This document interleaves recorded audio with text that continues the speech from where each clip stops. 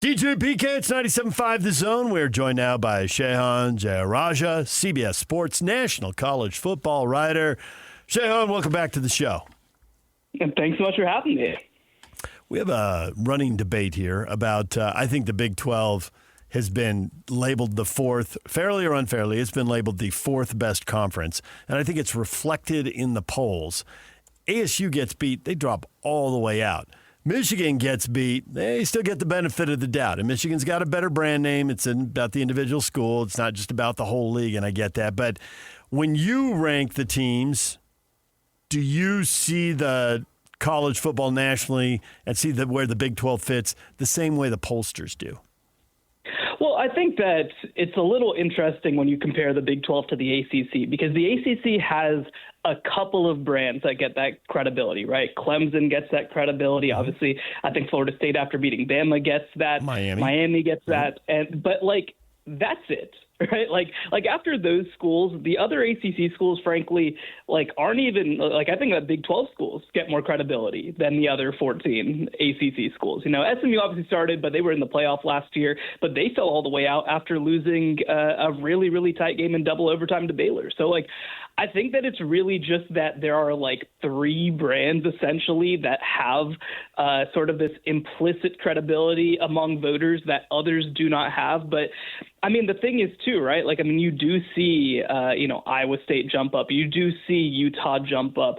And so I think that certainly Big 12 schools don't receive enough credibility and enough benefit of the doubt. I mean, I think about, obviously it hasn't been, good opponents as yet, but BYU's destroyed people so far, right? I mean, they're holding teams to 0.6 yards per carry to this point, and they haven't really gotten much of a sniff.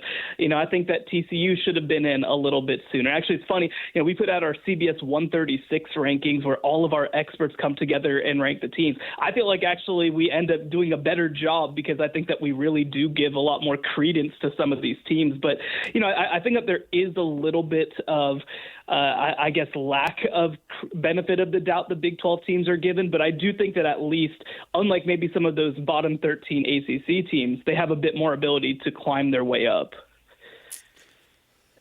Speaking of their ability to climb their way up, man, Oklahoma State, are we going to see a repeat of what we saw last year?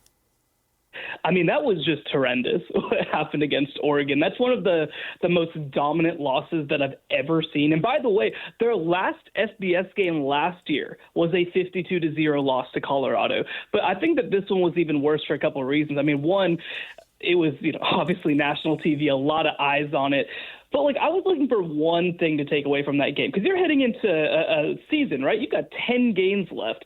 They didn't do a single thing that felt like it was positive in any way. They didn't have a drive that was positive. They had, one pass on a broken Oregon defensive play that was positive to set up the field goal. Other than that, I mean, they might as well have not even shown up. They looked – I don't even want to say they looked like an FCS team because they looked worse than that. They looked like one of the worst teams that I've ever seen playing in that game. I just don't know where you go from here. Obviously, they won't play another team of Oregon's quality and caliber heading forward. But, I just don't know what you hang your hat on. At Oklahoma State, historically, it's been quarterbacks and wide receivers. I don't think that they have either of those things right now, especially – with Haas Haney out, their opening day starter. Their defense looks like it's even worse than it was last year. And, I was talking with a colleague who heard from a source, one of the big warning signs that some people around the industry had about Oklahoma State was when you looked at the pool that they were kind of fishing in for transfers, they were more competing with Group of 5, Group of 6 programs than they were with other power conference teams. They were definitely behind the 8 ball in so many ways. So just a horrendous situation. I don't imagine they're going to finish 0-9 in conference again. But if they do, I mean, I don't know how you bring Mike Gundy back at that point. Well, as long as we're on the downers for the league, Army scored 10 points in the fourth quarter to rally past K-State 24-21. Mississippi State hit on a big pass play after blowing a 14-point lead to ASU, but they win the game with 30 seconds left. And Kansas has a 21-6 lead early, is trailing going into the fourth quarter, retakes the lead, and then gives up 2 scores and loses to Missouri. Any season-defining results there? Anything you want to say definitively off that? Any one of those three you want to nominate as an immediate bounce back? Hey, it was just one game early. This team's going to be really good. What do you think? Yeah, I mean, I think for me, by far the biggest warning signs are at Kansas State, just because it's not just one game. It's been all three of their games this season. I mean, defensively, they've been a disaster. I have a piece up at CBSSports.com where I kind of get into it, but they have just been totally unable to get off the field. I mean, actually, the crazy thing is last year, for the entire season, they gave up 9 fourth down conversions. This year, through 3 games, they've already given up 10. So, they just cannot get off the field. I don't think that's something that's going to get better. And the other thing, too, is that when you look at their running back specifically, last year they averaged 2.5 yards before contact on running back carries. This year it's down to 1.6. So, this is a team that's just completely underwhelming in the trenches, which is not something that you expect from a Kansas State Chris Kleiman team. I just don't think that that's going to get a whole lot better. For me, I think, you look at that Arizona State game, and it's a disaster. I don't want to overstate that, because it really, you cannot go on the road as a team that won the Big 12 last year, that's a top 15 team, and lose to the worst team in the SEC. You just can't do that, especially, by the way, when you've made some headlines with some of the stuff that you've said about Starkville and Mississippi State. So, you look at the game flow of that game, it's they go down 17-0 because of some dumb mistakes, because they can't get their quarterback in rhythm. They come all the way back because they're clearly the better and more talented team, and a mental mistake on the last play of the game ultimately costs them the game. So, I don't necessarily think that I'm going to throw in the towel on Arizona State as yet, but you just did a whole lot of damage to yourself with the fact that you went and, again, lost to the worst team in the Southeastern Conference. On the flip side, has anybody done anything to make you think, okay, they are the team to beat or teams to beat? Well, I think that Iowa State to this point has been incredibly impressive. They were clearly the better team than Kansas State for the entire Dublin game. The game ended up being close score-wise. I don't think that it was that close, in terms of actuality. And I actually feel the same way about the Iowa game. This Iowa game should have probably been, a 10 to 14-point victory based on game flow. They let Iowa get back into it because of some mistakes, but they have been playing incredibly well in all phases of the game. Defensively, they were optimistic that some of their issues in run defense last year were because of injuries, and I think that they've pretty much proved that through the first couple weeks of the year. I've also been very impressed with the way that their passing game has fought. Obviously, they lose 2 receivers to the NFL, and they don't have the dynamic guys like they did last year, but they've come up with a lot of interesting pieces, especially at that tight end position that maybe they didn't have last year. So I think that Iowa State has really elevated themselves as being sort of a team to beat in the Big 12 right now. I think that also, it's been one game, so, we want to see how it really plays out. But, what I saw from TCU against North Carolina is what I hope to see from TCU against North Carolina. They, I think, are as talented, maybe the most talented team in the Big 12 to this point. And I think that they have kind of gotten lost in the mix because, they only go from 5 wins to 9 wins last year. But I think that they're a serious contender. And I'll close it out also with Utah. I mean, Utah, of course, I think that UCLA also a pretty bad team. But, they went in there and completely shut them down. I think that with this new offense, Utah definitely looks the part of a true Big 12 contender. Iowa State's tight ends, granted, I'm suddenly watching way more Iowa State football than I thought I ever would, but Iowa State's tight ends have been really impressive. Burkle's really good. I don't even know if he's the best one. Bramer's made some big-time plays. Do you think they feature them more?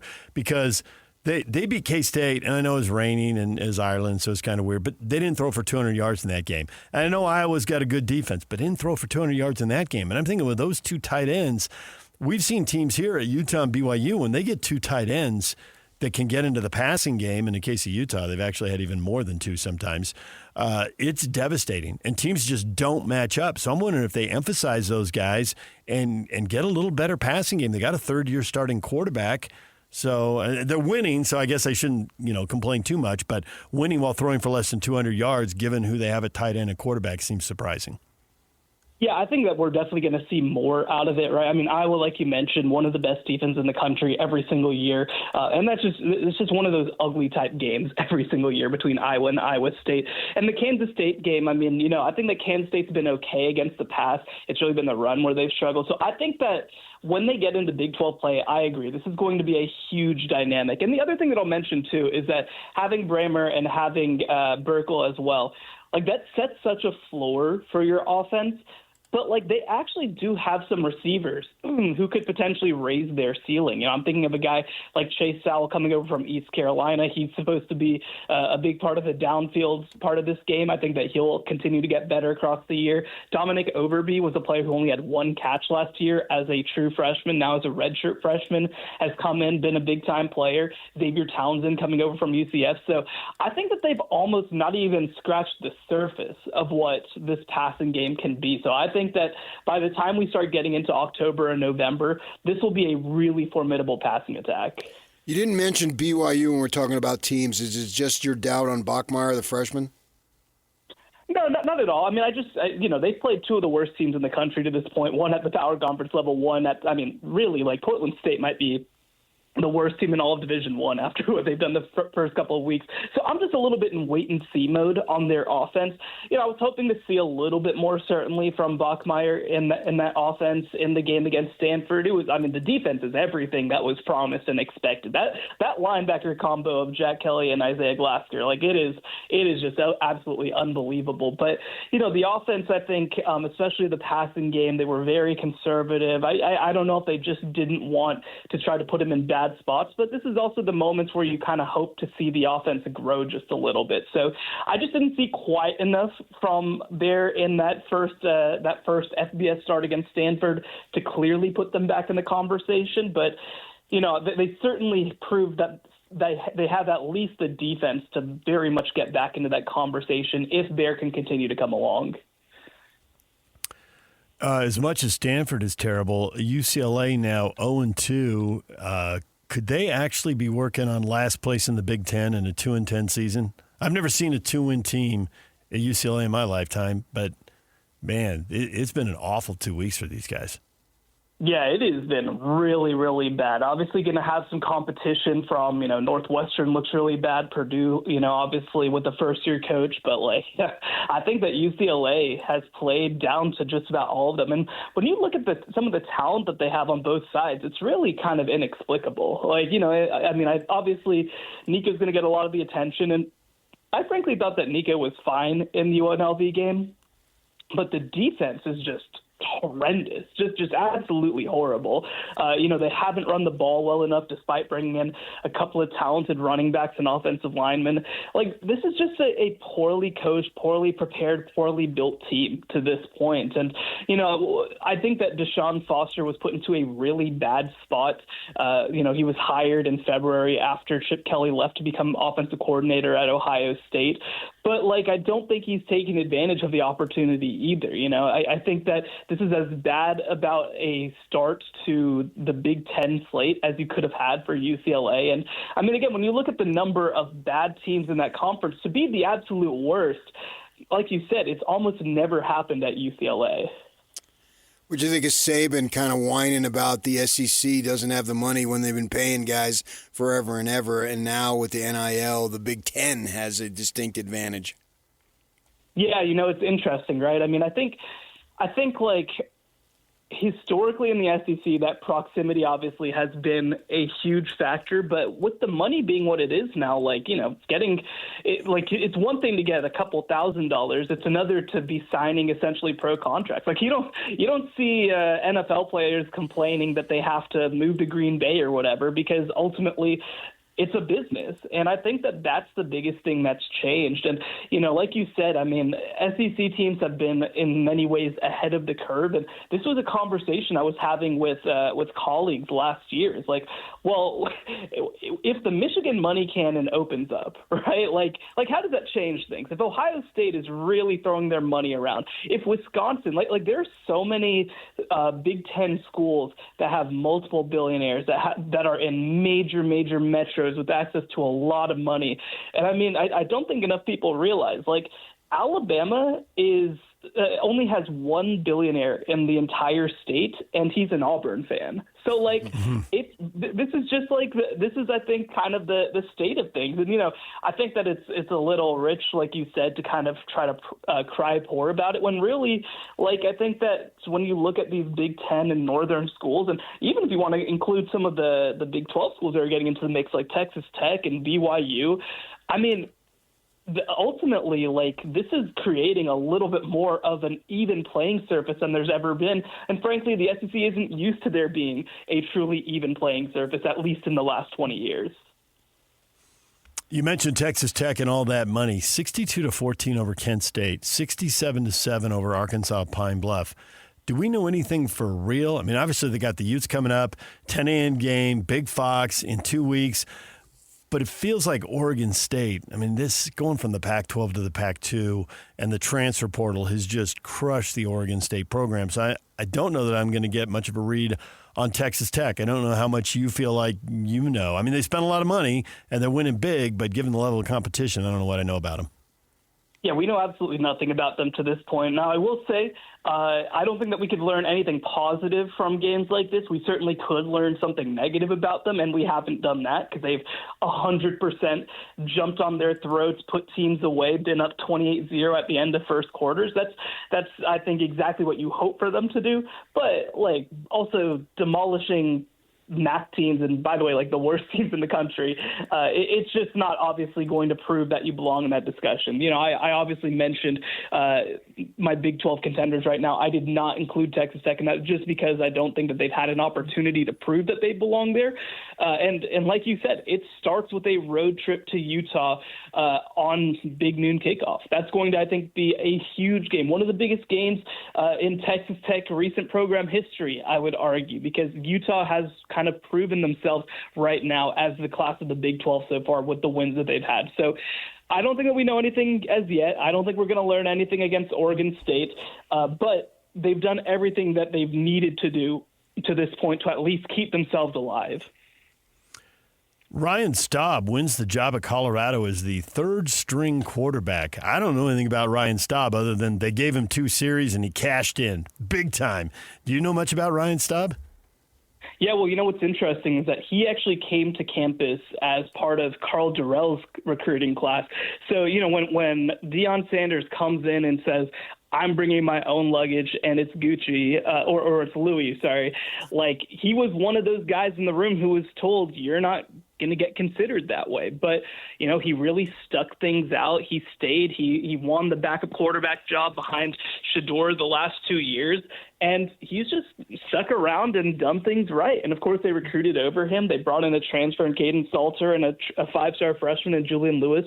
And he just stuck around. And now that his moment has come, he's stepped up. Now, I think that what's really interesting is that I do feel like there's an aspect of this of, I think that Deion Sanders has a very NFL mindset in the sense of player acquisition of let's try to get better players to fill our holes.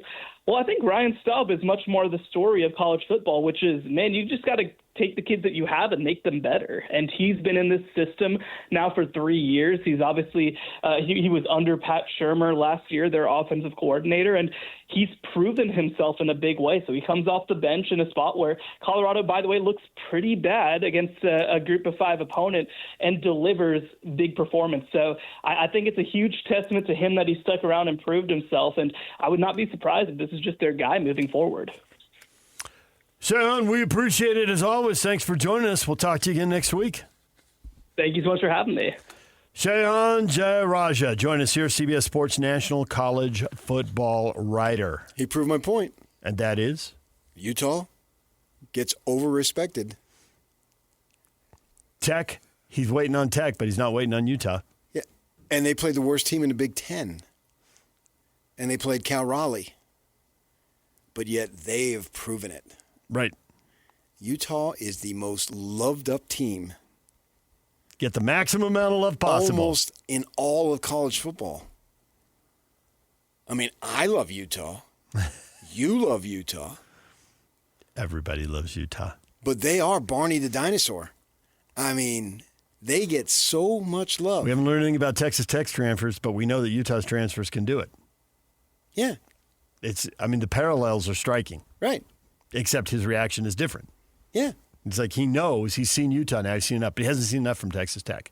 Yeah. Well, they have transfers. But he acknowledged that Deshaun Foster's team both are overmatched. might be the worst completely overmatched in the Big Ten. Just giving them. They don't get to play Purdue. They do get to play Northwestern here in 2 weeks. And like if they can't beat New Mexico and Northwestern, they're not going to win this year. Like if they're going to win 2 games, it's the next 2 games right in front of them. And then to get a third win, you just have to hope there's an upset somewhere along. Maybe Michigan State or somebody. It's a mess. It's great to be a Ute fan. It's a great day to be a Ute. If you like 10 a.m. games, which we seem to be getting a mixed result on. I think it begs for a poll question. Gives me something to do during the break. Everything you missed in this show next. Stay with us.